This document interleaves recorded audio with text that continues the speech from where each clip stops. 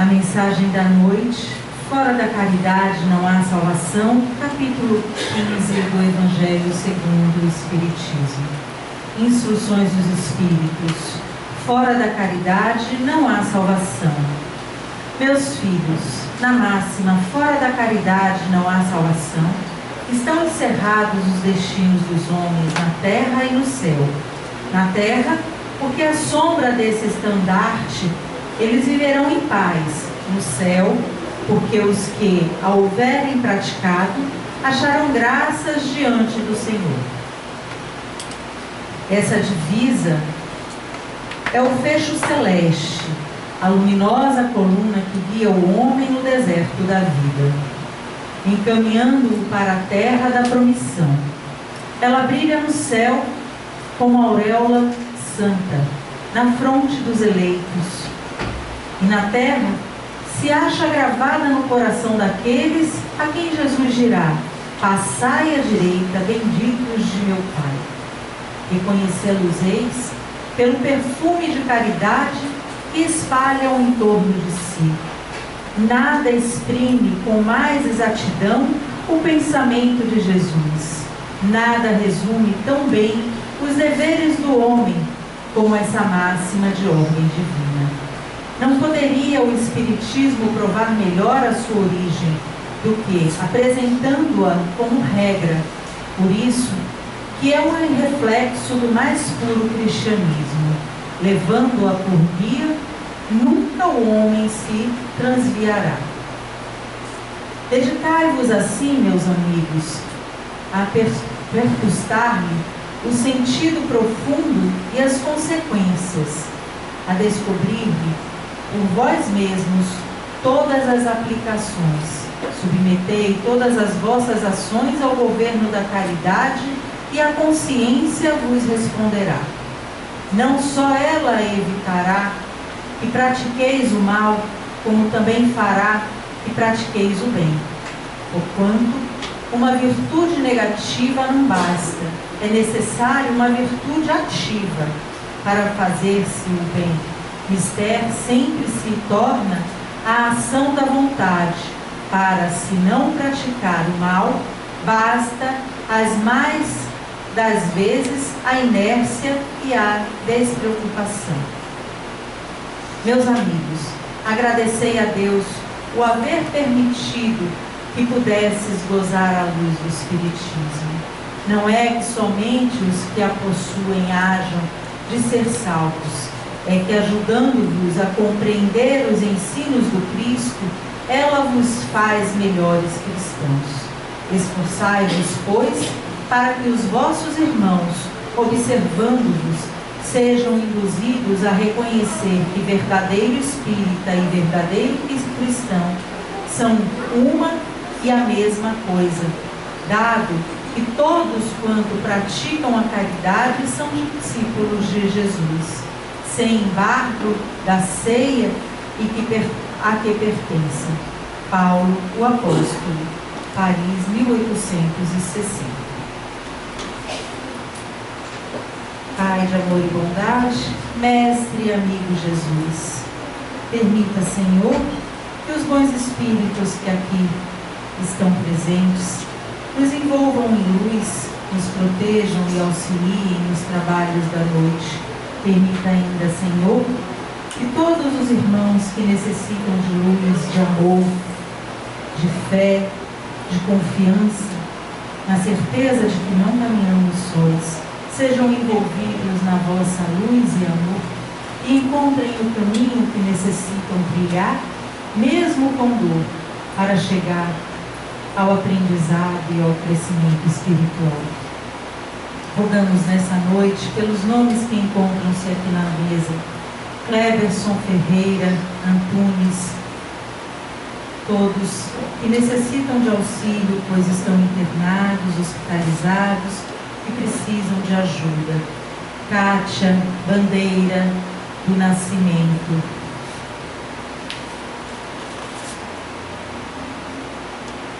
Maria Luísa Silva Carneiro, Felipe Cerqueira Correia, Vera Serrano Dantas. Pedimos ainda pelos aniversariantes do dia: Tiago Antônio José Moreira Coelho e Gabriel Trajano Moreira dos Santos.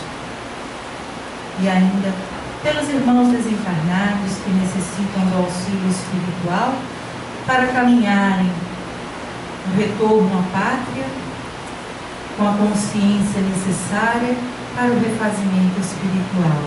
José Pérez Rodeio e Pedro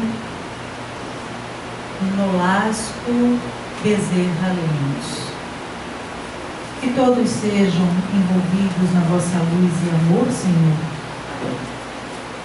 E que todos os nomes que, mesmo não sendo falados, foram pensados e que estão nos corações de cada um que aqui se encontra, sejam atendidos na medida do possível e na medida das nossas necessidades quanto aos nossos aprendizados. Pedimos ainda aos bons espíritos que auxiliem os trabalhos da noite, permitindo-nos sair daqui melhores do que chegamos, depois de todo o aprendizado e de todo o tratamento espiritual. Que assim seja. Durante todo o mês de fevereiro, teremos como livro base As Flores do Caminho, de Divaldo Franco, por Amélia Rodrigues. Livro esse que encontra-se em nossa livraria. E maravilhoso. Amélia Rodrigues traz poeticamente mensagens fenomenais e muito profundas de aprendizado. No próximo domingo, nós teremos como tema Jesus, o reflexo do amor de Deus, por Flávio Santos. Terça-feira, dia 18, a Superior Justiça, com Solange Maicon. Na quarta-feira, dia 19, a insuperável lição de humildade, com Raimunda Gesteira. E hoje, falando para nós sobre a força da luz divina, passo a palavra para nosso querido amigo e irmão Paulo de Tarso. Meus irmãos, boa noite. Que a paz do nosso querido Mestre esteja em nossos corações e que a espiritualidade dessa casa nos ajude no trabalho de hoje.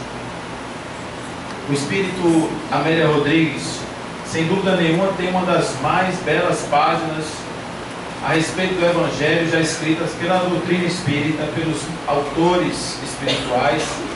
Vale super a pena conhecer a obra de Amélia, porque ela faz de uma maneira poética, ela conta de uma forma muito inusitada fatos pitorescos da vida de Jesus, da passagem de Jesus aqui na Terra, e faz recortes muito cirúrgicos sobre os eventos que cercam a personalidade de Jesus. Então hoje nós vamos falar sobre um desses recortes desse livro, A Flores do Caminho, capítulo 2, que ela chama a força de Deus, ela chama de luz perene ou de perene luz. E nesse capítulo ela estrutura a abordagem dela em 3 partes. A primeira parte, ela explica a luz. Na segunda parte, ela explica a oposição à luz. E na terceira parte ela explica o que acontece quando a gente recebe a luz.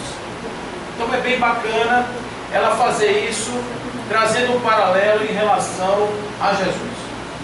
Porque Jesus é uma personagem aqui na nossa vida, aqui na Terra, extremamente comum. Porque enquanto a maioria das espécies, dos seres humanos, das tribos, das nacionalidades, das etnias, parem seus filhos dentro de um padrão de normalidade, Jesus, ele vai muito além do normal do ser humano, extrapolando esses limites e abrindo fronteiras para que nós possamos perceber o quanto é possível o ser humano ir. Então, ao invés de Jesus trazer as humanidades empacotadas dentro dos seus corpos e das suas limitações, Jesus, em verdade, ele abre uma nova fronteira, ele abre novas portas, para que nós possamos olhar além das capacidades humanas. E com isso a gente consiga se inspirar para irmos nesse desiderato. Por isso ele é modelo e guia da humanidade. Ele não somente é uma referência de plenipotência humana, como ele também ensina como fazer. Ele dá um espaço, né, de ensinamento para que a gente, olhando os seus ensinamentos, a gente possa seguir em direção a esses ensinamentos e aos resultados daquilo que ele propõe para a gente, como forma ou como modelo de existência. Então, uma passagem muito interessante no Evangelho de João é a videira verdadeira. E para mim é uma das coisas mais belas do Evangelho, depois do Sermão do Monte, sem dúvida que aquilo lá é uma beleza.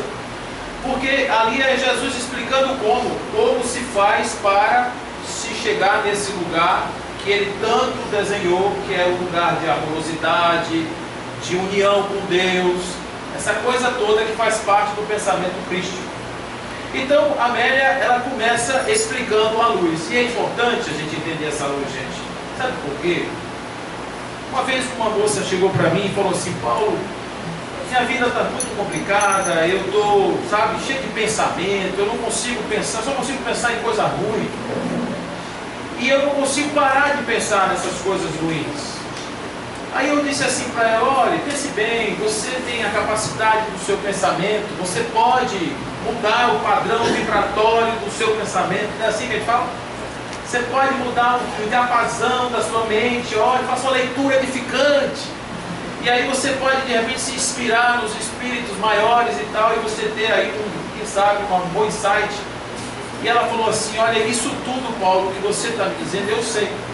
Eu sei que se eu quiser eu posso. Eu sei que se eu quiser eu mudo meu pensamento. Eu sei que eu posso fazer tudo, eu só não sei como eu faço isso. Então essa questão aí do como fazer realmente é o ponto principal. Por isso é importante que a gente entenda o que está por trás do ensinamento de Jesus trazido por Amélia. Porque se ele disser assim, Jesus era um ser humano que brilhava e a sua luz encantava todas as pessoas, a gente vai ficar dizendo assim: que inveja de Jesus. Eu gostaria tanto de ter essa luz, eu gostaria tanto de sair por aí iluminando todo mundo, mas eu não consigo, eu sou um vagalumezinho que pisca de vez em quando. Então, é importante, ela traz a luz dizendo: a luz é a fonte da vida. E a luz é a referência da vida. Sempre foi assim.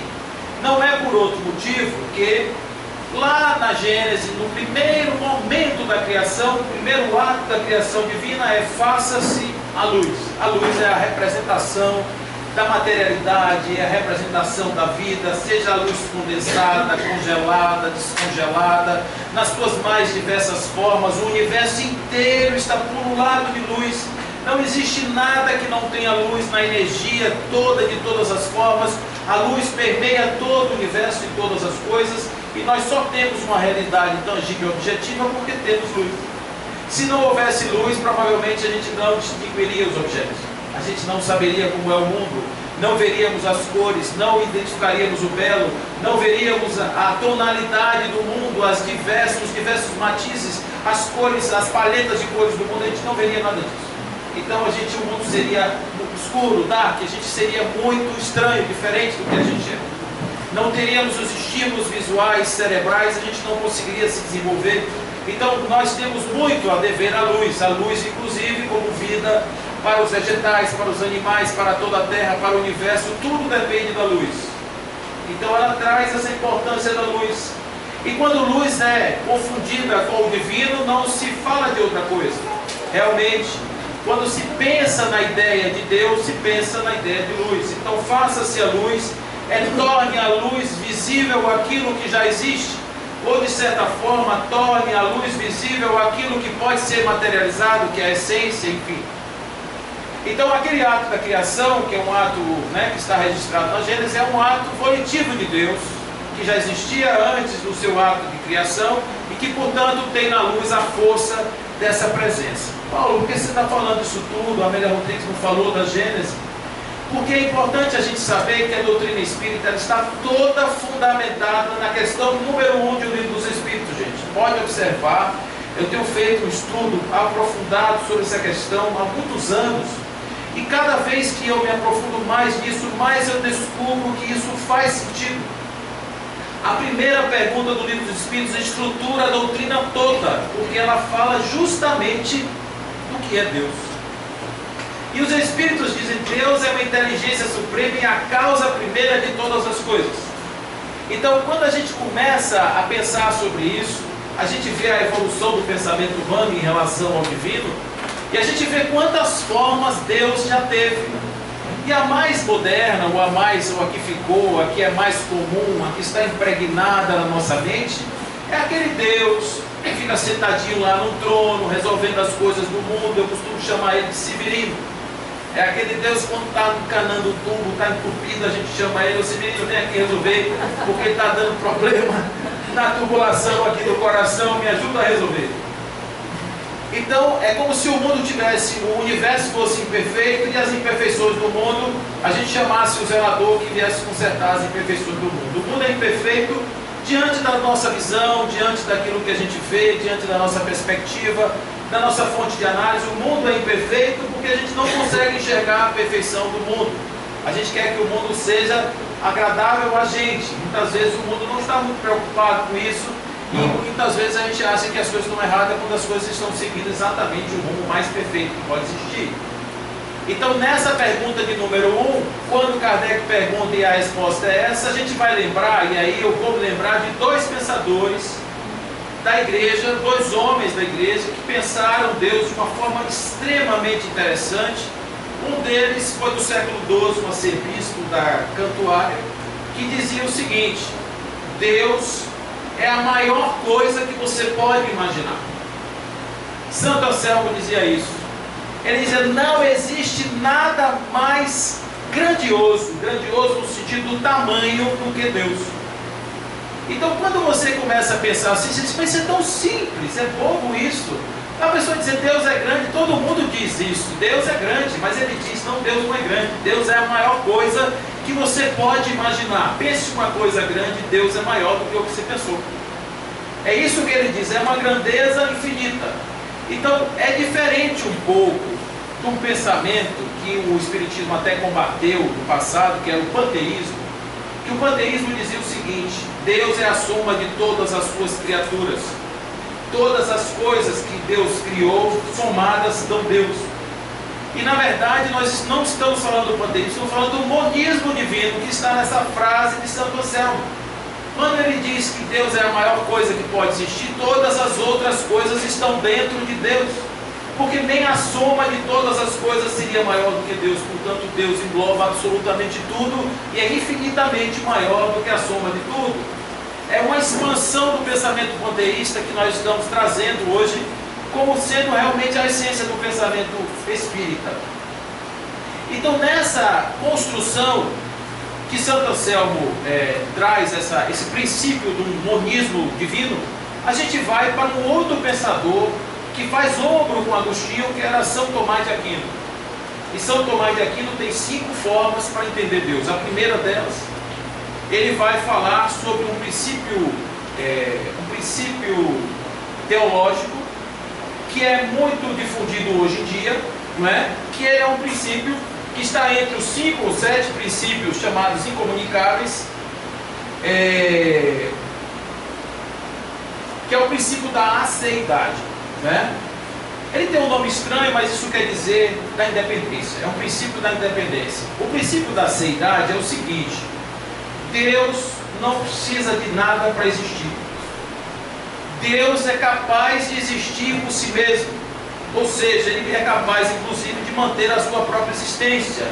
E ele é capaz de criar-se a si mesmo. O que é um grande paradoxo para a nossa mente. Porque uma das coisas que São Tomás de Aquino vai dizer é que nada pode ser causa essencial de si mesmo. É uma das formas dele pensar em Deus. Mas Deus tem uma exceção. É por isso que a teologia diz que esse é um princípio, um atributo divino que não foi comunicado ao homem. Ou seja, Deus não passou para o homem esse princípio da aceidade. A segunda forma que Tomás de Aquino vai falar de Deus é o seguinte: ele vai dizer que Deus é uma coisa que move todas as coisas. É um princípio lá de Aristóteles: nada se move sem que seja movido por algo em movimento. Isso é um princípio dele lá que ele diz. Para que algo aconteça, alguma coisa que existe tem que fazer aquilo acontecer. A terceira forma dele pensar em Deus, ele diz assim: uma coisa que existe pode não existir, ou poderia não existir. E por que existe? Se existe é porque alguém criou aquilo que não existia. Então todos os pensamentos de Tomás de Aquino vão levando nossa mente a descobrir que na origem de tudo existe uma forma, existe um princípio criador, que é Deus.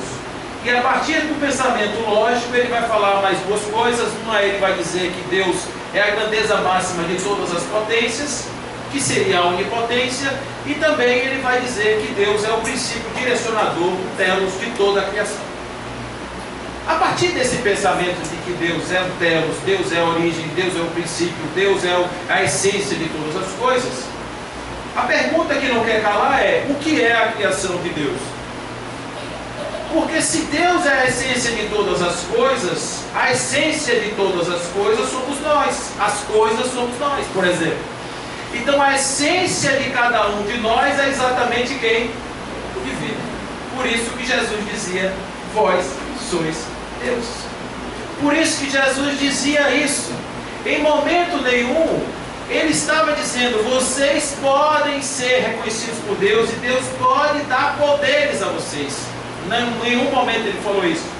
Em todo o tempo Jesus estava nos dizendo que este poder divino era nosso, era algo em potência que nós carregávamos em nossa alma e que a nossa ignorância não permitia que nós assim percebêssemos.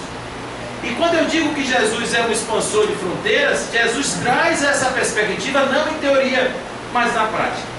Porque a pessoa que Jesus era na terra, o ser humano, filho de Dona Maria e de São José, ele tinha um magnetismo impressionante, porque quando ele chegava no lugar, todas as pessoas ficavam impressionadas com ele. Vocês já tiveram na presença de alguém iluminado, chamado desses seres humanos iluminados? Já tiveram na presença de alguém assim? Irmã Dulce? Quem aqui já teve pertinho assim de Irmã Dulce? Já teve pertinho de Irmã Dulce? Eu vivi muito com ela, é uma coisa assim. Como é que você sente quando você chega junto de Irmã Dulce? Impressionante. Não é um negócio assim? Ela irradia, né? Você vê Irmã Dulce no filme. Olha, o pessoal fala que a Irmã Dulce era dura. Nossa. Mas aquilo ali, gente, era a casca dela, porque ela tinha que defender os pobrezinhos dela. Mas a alma dela é muito doce. As pessoas iluminadas são doces, elas transmitem uma doçura que ela não precisa falar nada, ela só precisa estar presente, porque a presença, o sorriso, o semblante, o olhar, o brilho dos olhos, tudo fala da alma dela muito mais do que as palavras. Então Jesus era essa expressão de luz que nós conseguimos enxergar, porque nós reconhecemos ela. A gente reconhece, gente. A gente é capaz de reconhecer essa luz. É difícil internalizar o princípio gerador, motivador da sua expressão, porque para isso nós precisamos das diversas encarnações. Nós precisamos passar pela vida, sucessivo, sofrimento, dor, etc., para fazer brilhar essa luz em nós. Mas quando ela acontece, nós não precisamos fazer mais nada do ponto de vista de uma ação exterior para mostrar, até porque quem tem luz não precisa mostrar nada, absolutamente nada. Então essa luz é uma luz essencial, que ela diz o seguinte: está presente na natureza, está presente na formação das coisas e está presente no homem e é capaz de se manifestar. A partir do momento em que essa luz acontece, existe um movimento natural de oposição a ela, um efeito manada horroroso. Esse efeito manada, ele é causado porque a grande maioria de nós, que não estamos acostumados com esse modo de viver, com essa expressão amorosa, quando a gente vê uma pessoa se expressando assim, a gente estranha, sente, em alguns momentos até rechaça. E essas pessoas sofrem ordinárias perseguições pelo mundo cotidiano. Elas não são pessoas que têm uma vida assim tranquila. Pode pegar a história de todos esses. E vocês vão ver a quantidade de traições, a quantidade de pessoas que ficaram no caminho para ficar ali naquele negocinho que criança fazia, ficavam escondidos atrás assim de cavalinho e outros andavam no topo para a pessoa cair, né? Várias e várias situações que são colocadas, pedregulhos imensos no caminho, dificuldades para que essa pessoa não logre o sucesso. Há uma inveja, quase que uma coisa em que impede as pessoas de aceitarem isso. Claro que não é a grande maioria, mas o mundo de um modo geral não aceita essas coisas.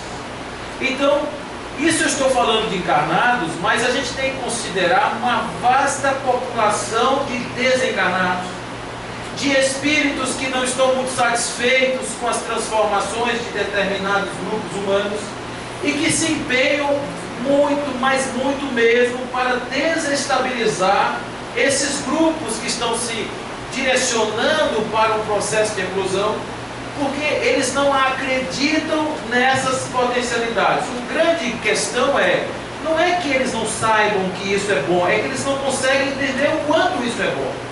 Eles acham que não é. Muitas pessoas pensam que o bom é ter poder, que o bom é estar no panteão, o bom é estar por cima da carne seca, como a gente gosta de dizer aqui, né? O bom é usufruir dos poderes da terra, isso é que é o bom. Aquele outro que diz assim, abra mão de tudo, não, você é um doido, rapaz, você é louco, que nada abre mão de nada, eu não abro a mão de nada, eu quero é mais. Então é esse tipo de pensamento norteador, é por isso que o Espiritismo diz, o egoísmo é a fonte de todos os problemas humanos. É a fonte das doenças, é a fonte de todas as desavenças, é a fonte dos atrasos, é o que retarda o passo. E o egoísmo não é uma coisa caracterizada da pessoa que gosta das... Não, o egoísmo é algo impregnado na estrutura psíquica do ser, aonde aquele ser é tão carente que ele só enxerga as coisas vindo na sua direção. Eu costumo dizer que o egoísta ele tem um saco sem fundo. O saco sem fundo egoísta é porque você pode botar no saco da coleta do egoísta tudo o que você puder e nunca será o suficiente. Porque ele vai olhar para dentro desse saco, sempre estará vazio. Então não adianta tentar agradar o egoísta, porque você não vai conseguir. Porque ele sempre vai querer mais. Então esse é um princípio tão nosso que a economia chama isso de grande dicotomia econômica. Recursos escassos, necessidades ilimitadas. Você comprou um carro, 0 quilômetro, agora você quer uma casa, depois você quer outra casa, depois você quer uma casa maior, depois você quer botar uma televisão de 150 polegadas na parede, depois você quer viajar para não sei aonde, depois você quer um barco, depois... Olha que vai crescendo, a lista vai ficando enorme. Ao ponto que Abraham Maslow vai fazer a sua pirâmide, ele vai dizer, chega um ponto que a pessoa gasta tanto seu dinheiro para satisfazer as necessidades do ego, que o vazio se instala e ele vai buscar grandezas espirituais. O ápice da pirâmide de Maslow é justamente essa sua realização, a realização mais espiritual. A pessoa de repente começa a ir para outras coisas, né, descambar para outros rumos, porque vê que aquele caminho que ela está seguindo não é uma coisa que vai levar ela a lugar nenhum. Mas a cegueira humana ainda é muito, predomina, e a gente ainda tem muito dessa resistência, infelizmente, tanto do plano físico quanto do plano extrafísico, nós ainda temos dessa resistência. Então é difícil ser bom nesse planeta. Há uma outra questão que Erich Fromm coloca também, que aquelas pessoas que começam a ir em direção ao bem, elas começam a receber um determinado tipo de estímulo negativo, e isso faz com que elas desistam no meio do caminho. Muitas pessoas desistem porque cansam de apanhar. Diz assim, eu estou ficando besta, porque as pessoas estão achando que eu sou bobo, porque eu faço tudo, quero agradar todo mundo e de repente as coisas não acontecem. Então ele diz assim, é muito difícil estar em uma posição amorosa no mundo, porquanto o mundo de lobos é um mundo de garras, e o mundo de garras tem que se defender das garras do mundo, ou você se defende do mundo, ou então você vira uma pessoa do bem. Né? Então a gente tem um desafio enorme para poder justamente migrar nossa estrutura emocional, nossa estrutura de humor, para irmos para um novo patamar. É um grande desafio realmente que temos aí pela frente, né? Então esse é o ponto aí que a Amélia vai trazer. E no terceiro ponto, a Amélia vai nos chamar a atenção em relação ao que Jesus fazia com esta luz. A Amélia vai dizer o seguinte, que Jesus, quando passava, as pessoas eram impactadas na sua energia, e de fato isso acontecia. Muitos relatos do Evangelho falam disso. A mulher que sangrava, por exemplo. A mulher que sangrava, ela não olhou para Jesus, ela não conversou com Jesus, ela apenas se jogou no chão e tocou a barra do seu vestido.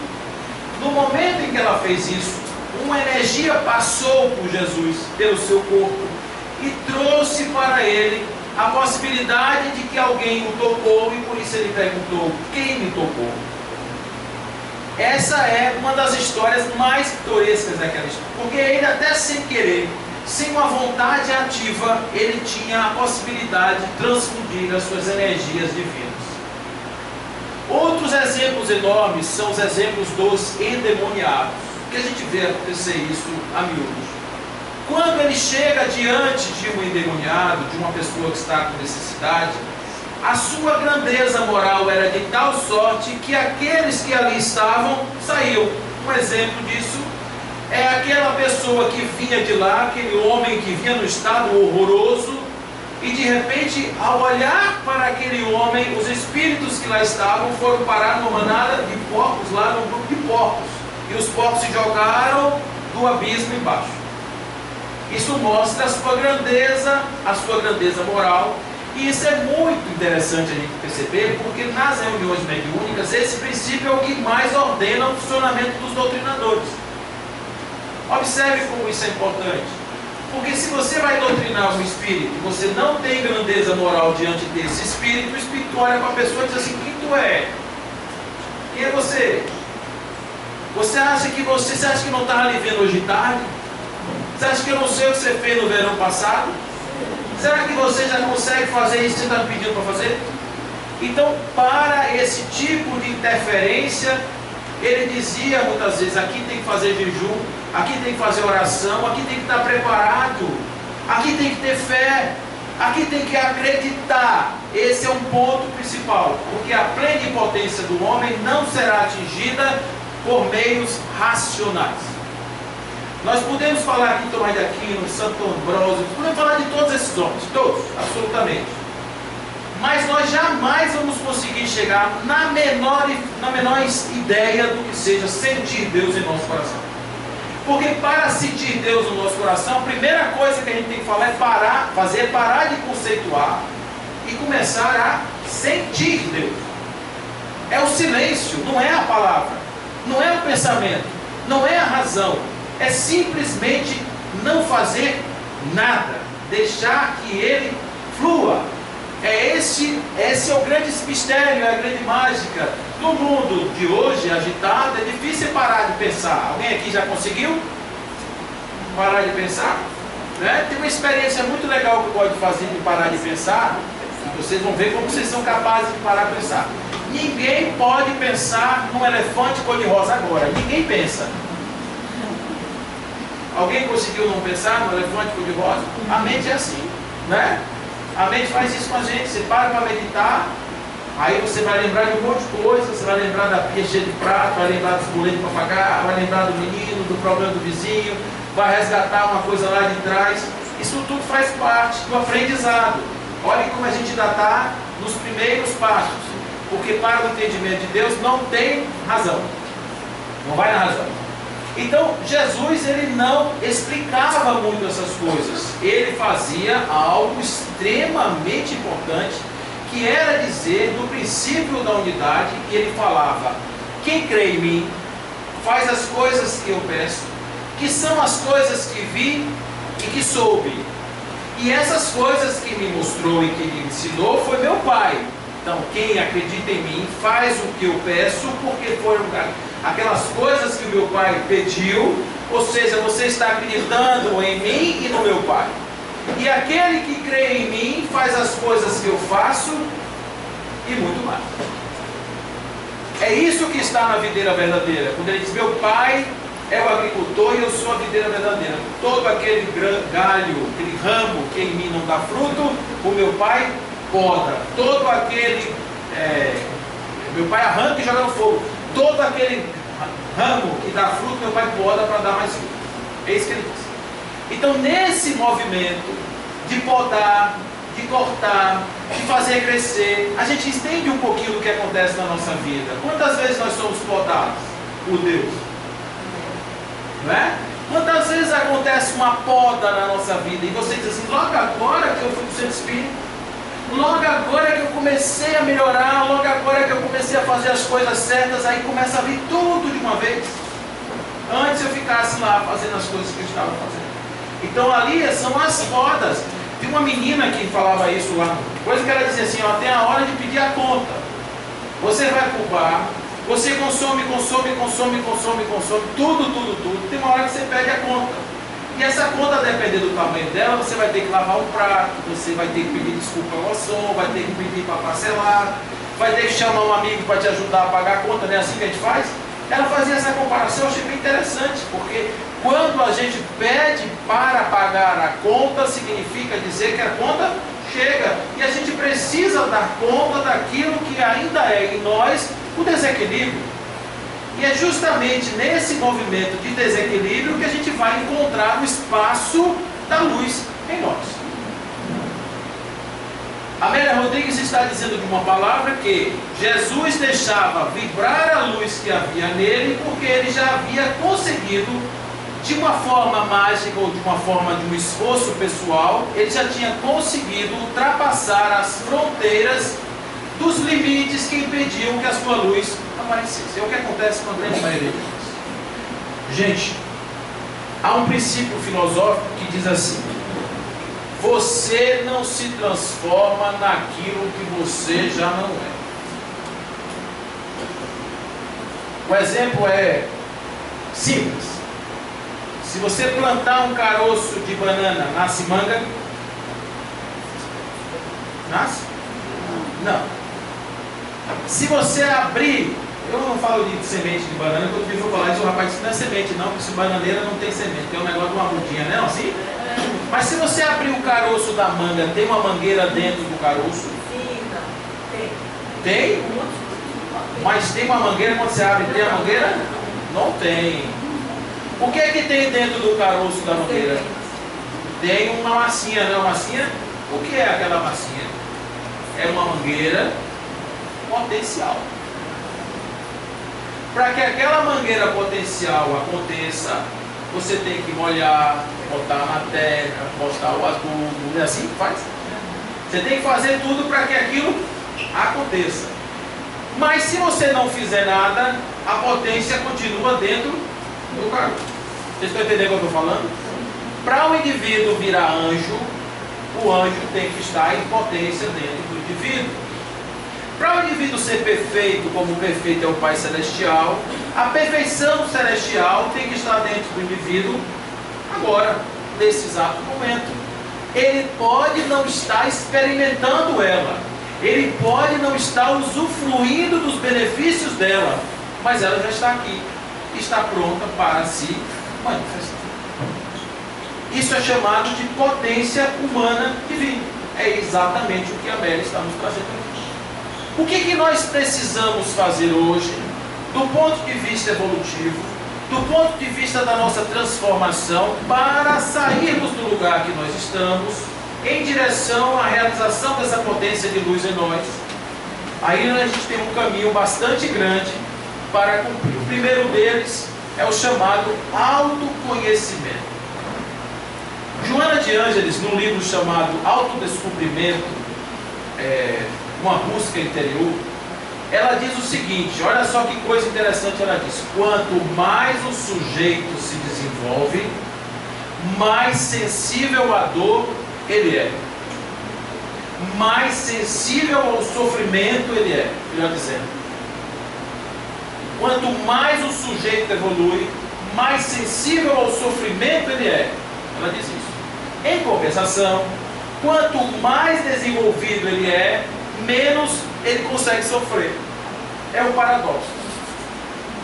Porque ele vai ser sensível à dor na medida em que ele é evoluindo, ele tem mais consciência dos erros que ele pratica e, consequentemente, ele sofre com isso. E esse sofrimento termina sendo algo importante para o seu processo evolutivo. Então, se a gente está passando por um processo hoje na vida de dor, de agonia, é sinal de que nossa consciência foi capaz de perceber, dentro da nossa realidade existencial, algo que não está funcionando bem. A alma nossa, a alma humana, ela tem uma vontade de evoluir, e o corpo humano muitas vezes não permite.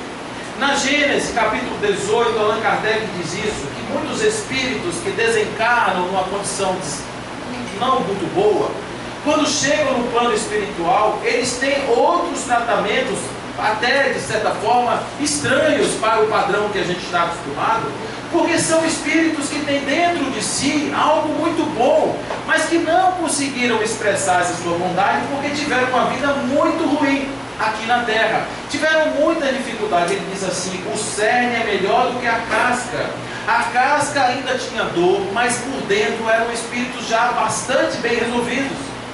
Então, esses espíritos que chegam lá somos nós do dia a dia, que estamos muitas vezes, por causa de pequenas bobagens ainda mal resolvidas de nós ainda não conseguimos ultrapassar isso e não conseguimos superar, e muitas vezes a vida é toda perdida. A gente tem que estar prestando atenção todos os dias nas nossas manifestações existenciais para percebermos as oportunidades máximas de crescimento que a gente recebe todos os momentos da vida, todos os dias a gente recebe. São estímulos que vêm das mais variadas formas, tentando nos despertar em relação àquilo que em nós ainda é algo necessário para o nosso crescimento e a nossa evolução. E é por isso que a gente não pode deixar de estar atento na vida em momento algum. O tempo inteiro a gente tem que estar prestando atenção naquilo que a gente faz, naquilo que a gente sente, naquilo que a gente experimenta, naquilo que nos acontece sobretudo. Porque quando ela diz o sujeito é mais evoluído à medida em que ele consegue tolerar melhor o sofrimento, ela está dizendo que ele entende melhor o sofrimento do que aquele que não consegue perceber-se assim como espírito de evolução. Se eu pensar na minha terra aqui agora, na minha vida na terra, mas nessa terrinha que eu vivo, como algo que começa e termina, quando eu nasço, quando eu morro, eu não vou aceitar o sofrimento, principalmente quando o meu vizinho não sofre, eu vou achar que ele é melhor que eu. Mas quando eu consigo ver a vida num aspecto maior, quando eu consigo ver as multi-reencarnações, encarnações, as passadas e as sucessivas, eu vejo a construção dessa história sendo elaborada, eu entendo melhor por que é que eu estou nesse lugar que eu me encontro. E, consequentemente, o amargor que está no meu coração se transforma em fonte de luz.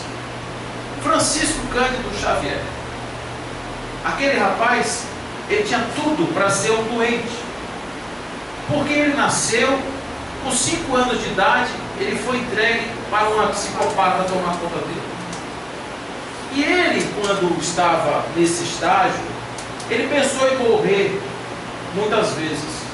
Na verdade, na sua ingenuidade infantil, ele pensou que a sua mãe pudesse vir resgatá-lo.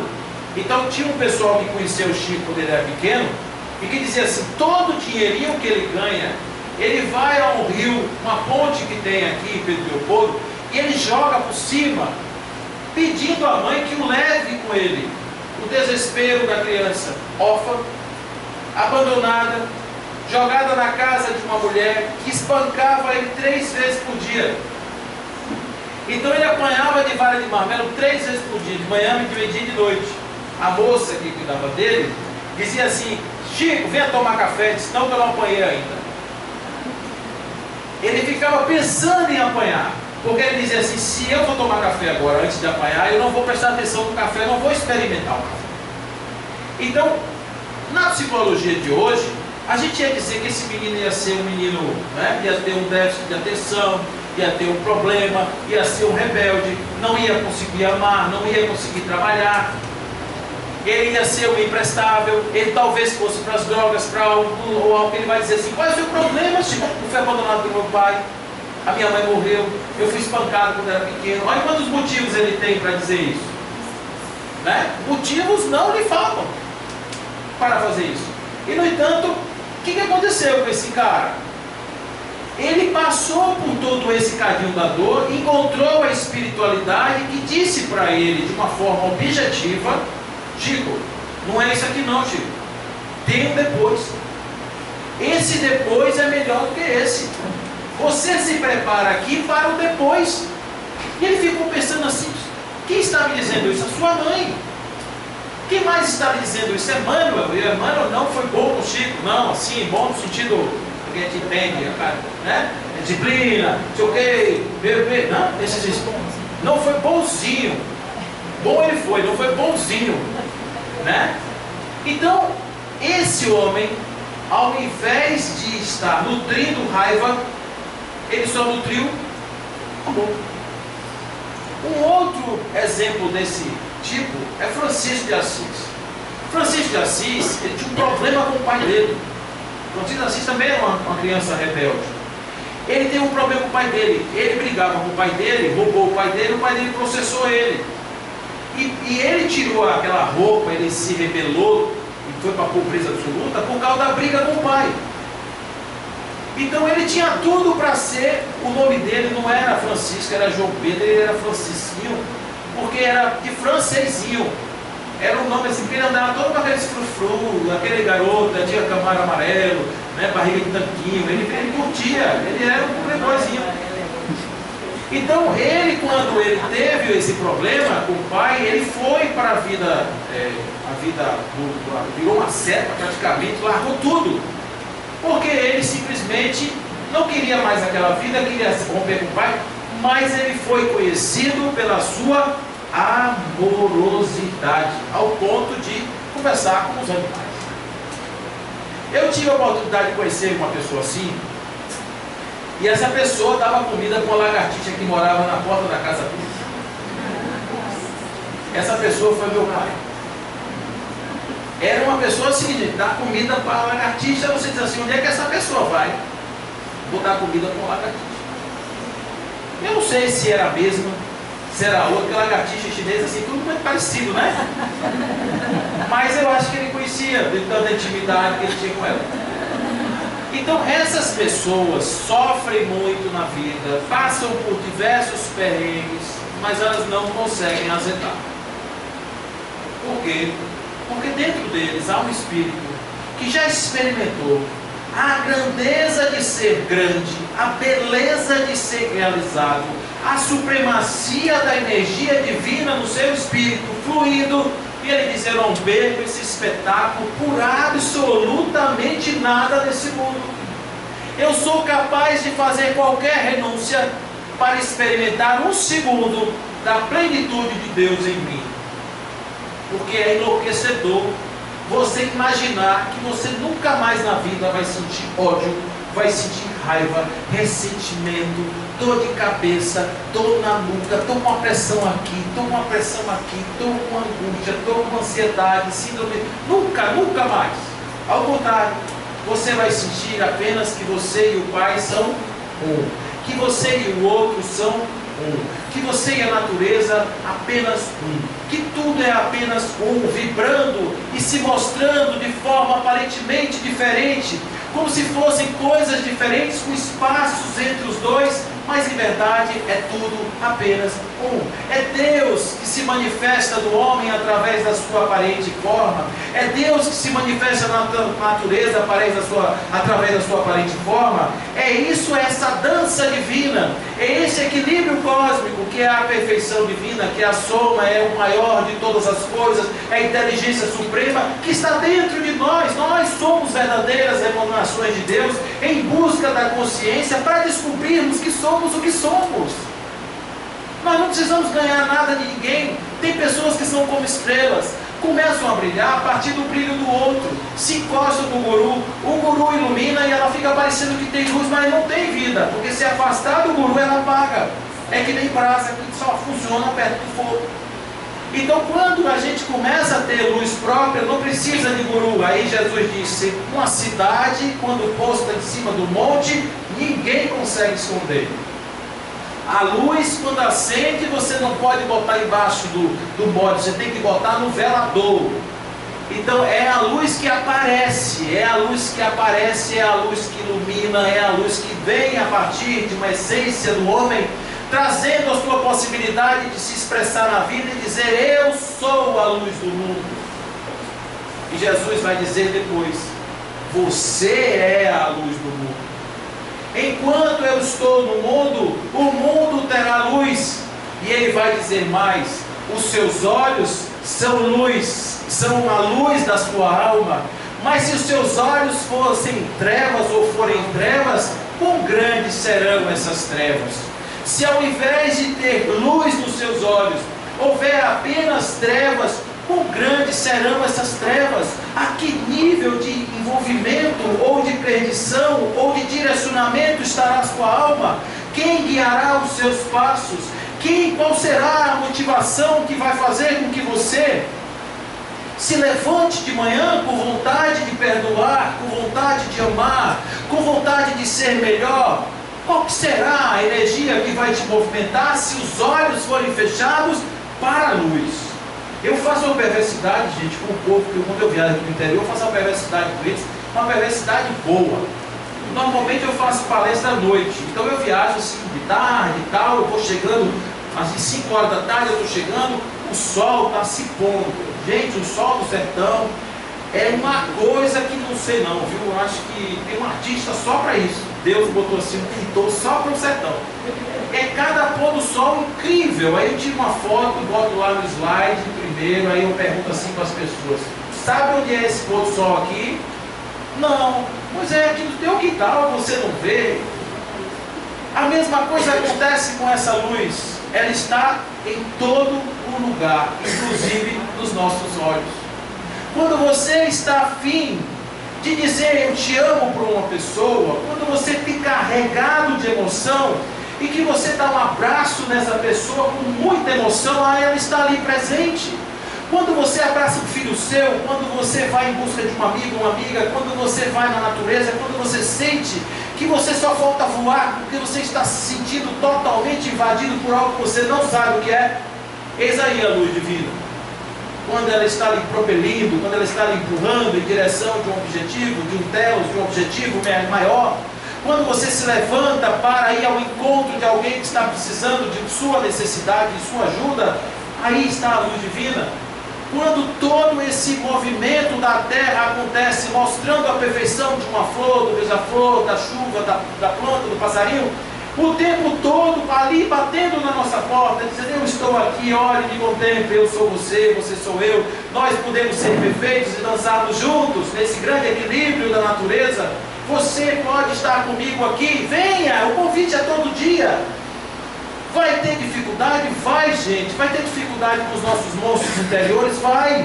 Vai ter dificuldade com os nossos pensamentos? Vai. Vai ter coisa de desapego? Vai ter que desapegar mesmo. O LX na alma tem que fazer. Senão não vai. Então tem que fazer esse movimento, se largar de mão dessas coisas, desses apegos bestas da aparência. Ter dinheiro é bom, gente. É bom, o dinheiro é bom. Curtir as coisas boas da vida é bom, tenha, usufrua, mas não se escravo disso. Não ache que isso te defina, não ache que isso te delineia como sendo melhor. Não pense em nada disso, porque isso é bobagem. Apenas viva seu momento e use isso da melhor forma possível para o seu crescimento espiritual e para o bem da terra. Faça isso em nome da terra, que você está fazendo bom uso daquilo que você recebeu como talento. Agora, se isso não veio na sua vida, se veio lá um bocado de boleto e você ficar ganhando um dado para sortear qual você vai pagar naquele mês, não tem problema também, que seja essa a sua vontade, sua força, mas que fora desse momento você é divino. Você pode fazer coisas que nenhum centavo da sua carteira pode te ajudar a fazer. Só você com sua vontade pode fazer. Por isso, eu sempre digo, gente, olha, tem uma coisa da doutrina espírita que me motiva a estar aqui com vocês. É um protocolo que eu acho que vocês já conhecem, que vocês são bons, são estudantes aí da doutrina, vocês já devem saber. É um protocolo chamado TBC. Sabe o que é, né? TBC? TBC é tirar o bumbum da cadeira. Parar de pensar. parar de imaginar, parar de desejar e fazer. A gente viu uma mensagem aqui de Paulo: fora da caridade não existe salvação, e vocês devem ter percebido que ele diz assim: não é somente ficar fazendo de conta, é ir ao encontro é fazer mesmo, com vontade. Por isso que a caridade tem benevolência no seu conteúdo, a vontade de fazer o bem. Então o TBC é: se levante da posição calma e dolorosa, do sono sem sonhos, e vá viver a sua vida plena e abundância, fazendo de você um raio de luz para esse mundo, fazendo de você uma pedra de sal. O sal, naquele tempo, tinha uma importância maior do que para hoje, porque hoje é um tipo de doença, o povo fica assim, sal, mas vai comer uma feijoada sem sal, você vê a brincadeira aqui, é horrível. Sal da terra, gente, dá um sabor. Você, quando é sal da terra, você chega num lugar, você muda o sabor. Todo mundo acha que aquilo ali ficou melhor, o ambiente ficou melhor, né? O perfume subiu, tudo ficou melhor. Seja sal da terra, seja a luz do mundo. Deixe Deus acontecer em você. Dance com Deus. Se permita. E a palavra que é usada pela espiritualidade internacional é surrender. Se renda. Pare de resistir. Você não vai conseguir não evoluir. Se você sabe que você não vai conseguir não evoluir, se renda à evolução e deixe ela acontecer em você. Se permita. Se permita ser luz. Se permita amar. Se permita ser amado. Se permita receber e dar um abraço. Se permita ser verdadeiramente um filho de Deus nessa terra. Permita que Deus aconteça em você. Permita que Jesus, lá de cima, onde Ele estiver, sorria ao dizer: Ele entendeu minha mensagem. Hoje eu sei que valeu a pena ter descido, porque esta ovelha que estava perdida foi encontrada. Aquele meu irmão que estava morto renasceu. Fiquem com Deus, que assim seja.